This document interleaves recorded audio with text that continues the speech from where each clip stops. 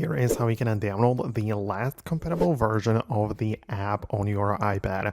Let me explain that and talk about it. If it's your first time on Foxtecc, subscribe and we can get into it. So you can actually open up the App Store and try to look up the app that you are trying to get. And if it obviously isn't compatible, then you will not be able to get it. However, if you have used the very same app before, perhaps a couple years back, and you downloaded the app through the same Apple account, you can actually stay within the App Store, tap on your icon in the top right corner, and explore the apps menu. So you can go back in time and kind of like see which apps have been downloaded through this Apple account. So you can browse all of them, or even those which were not downloaded through this iPad but with the very same Apple account. My point is that you can try to look up some apps, and it's very likely that you will be able to re-download them again.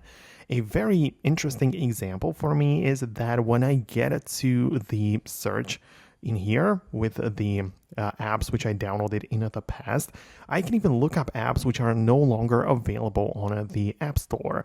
A great example is the Sell on Etsy app, which, as you are probably familiar with the Etsy platform, there are a few apps. And currently, if you look it up inside of the App Store, you're going to get two apps, the orange one for shopping and the blue one for Etsy sellers, right, for selling. But when I look it up inside of my history of downloads, I can get the previous version of that, which is the Sell on Etsy with the white icon.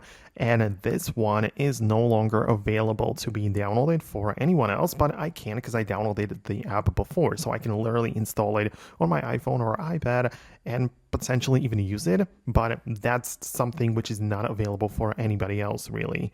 So that is something which I would recommend you to explore. Let me know if you actually managed to find what you needed. I hope that I was able to guide you through it.